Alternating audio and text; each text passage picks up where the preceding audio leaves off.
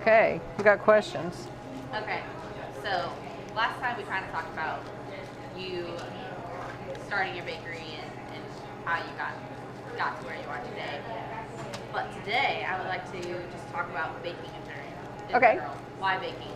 Why are you passionate about baking? Oh, that's kind of, baking is creating something that most people like. I mean, when you do savory food, some people, like liver and onions, and some people like steak, but pretty much everybody likes sweets. I mean, you get a few people that don't, but you can take something as simple as sugar and flour and butter and turn it into something like this, which is just really special. And that's, you feel good about it. You create things that other people can't do. It's also, baking is like a lot of people can cook. There's a lot of chefs that can cook, but they can't bake. So baking is just kind of like, being in New York. It's just something special. So, and we can create things like this, Christmas platters. A lot of people, they'll make any one of these items, but they won't take the time to make 15 different kinds of cookies so that they can have 2 of these and 3 of these and 2 of those. So it's just something, has a really, it makes you feel good in the end. It's a feel good kind of thing. You're going to make noise. That's okay. So they just got a mic on. Yeah. Okay. I remember you saying that you started cooking because that was just what the women did in your family. Is that correct? Yep. So, is that really what inspired you to start cooking, or is there something that stuck with you? No, I've always cooked. It's just it's like getting up in the morning and having coffee. I mean, I can't imagine anybody not cooking. I can't imagine I can't imagine a kitchen or a house without a kitchen, or any of those types of things. It's just something that you do, and it becomes part of you, and it just I can't explain it. It's just, it's like breathing. I mean, kind of just, and it's fun, and it's like, I mean, who doesn't like this? This is just, makes me happy. I need to eat less of it, but I have this rule here at the bakery that if I don't like it, we don't make it. So that's, kind of an unfortunate thing on the one end, but it's, you gotta have some reason for making certain things, and it's just because I like them. And because I didn't get it last time, but I really enjoyed you talking about it, can you talk about why you like owning your bakery and the freedom it gives you?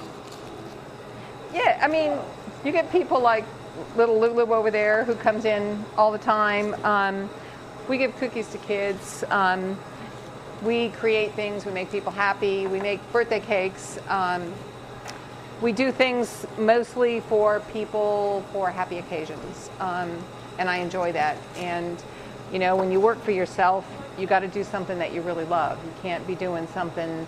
Anybody can get a job, going to the office and putting time in and waiting until 5 o'clock when you get off, but this is the kind of thing that you do it because you love it, and it's just, it's where I spend all my time. It has to make you happy. If it doesn't make you happy, then it's sort of not worth doing here.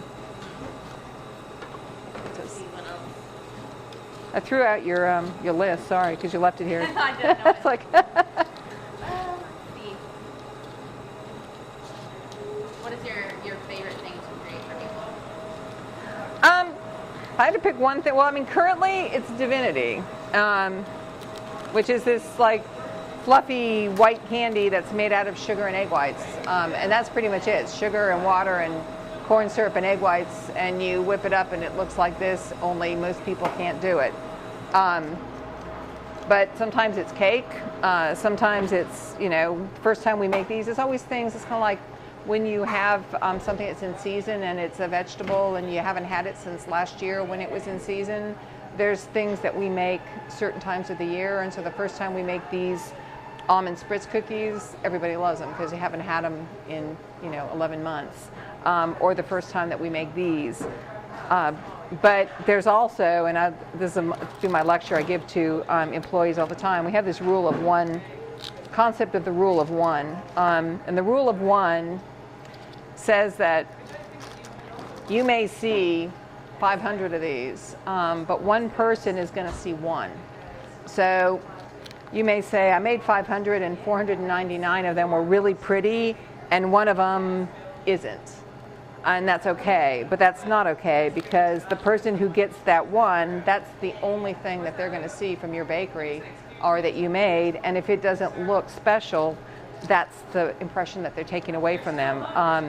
And I mean, that's probably part of a really big, long ramble, but make a long story short, that's what makes a lot of these things here so special, is like every single one of them has to look nice, and every single one of them has to taste good, because one person coming into the bakery is going to take one item home with them, or there's going to be this really pretty platter and someone's going to bring it to a Christmas party, and one person is going to eat one item. And if I say, well, this thing is really good, but this one is like okay, but it's not that great, the person who gets this, if they don't like it, that's what they're going to think of when they think of Mary's Cakes and Pastries. And so when I take my favorite things, and that's why I say I make the things that I like, I want to make it so that someone could come and you could present this platter to them and they could take any one item off of there and they'd be really impressed.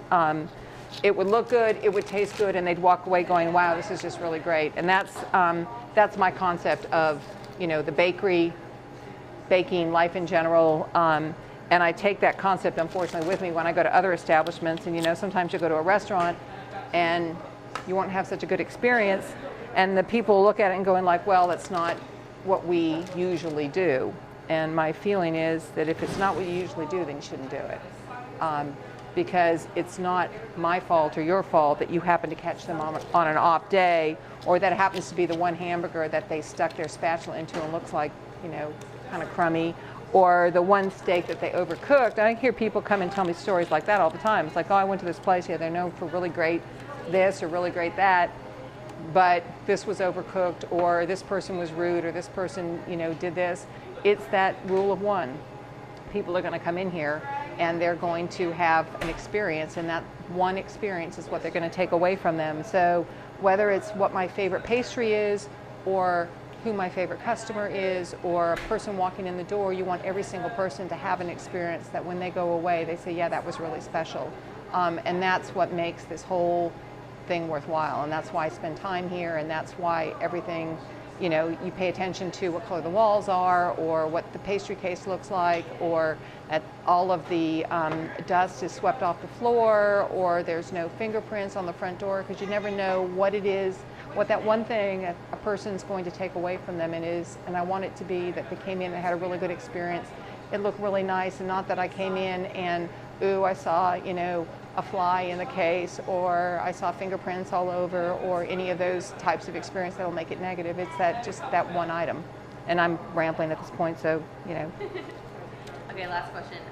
Do you remember the first thing that you sold? Ooh, I remember the first thing I made. When we first opened, we made ham and Swiss stuffed baguettes, and we don't really make those much anymore, but we took baguette dough and we rolled it out. I always say we, at that point it was like me and one other person. Rolled it out and stuffed ham and Swiss in it and baked it. And that was the first thing that I remember making in the bakery, and it might have been the day that we opened or the day before we opened. There are a few things in the bakery that we have been making since day one, and there's a lot of things that have changed. But scones we've made since day one. Cinnamon rolls we've made since day one. Pretty much every other pastry in the breakfast case we've not made since the beginning. We've retired some items and started new items on cookies, shortbread cookies, but we didn't start making Alabama themed cookies, for example, until maybe, as we opened in July, it was September, it was football season. And we did maybe 2 trays the entire season, and now we do thousands of cookies every week, so it's a huge difference. But even a lot of these things are things that I've made since I was a kid, like the fudge and the divinity and the dream bars.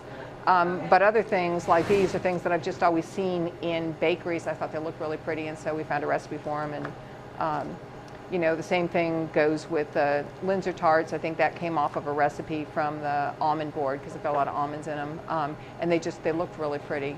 But like I said, I ramble, so. All right. Well, that's all I need. That works.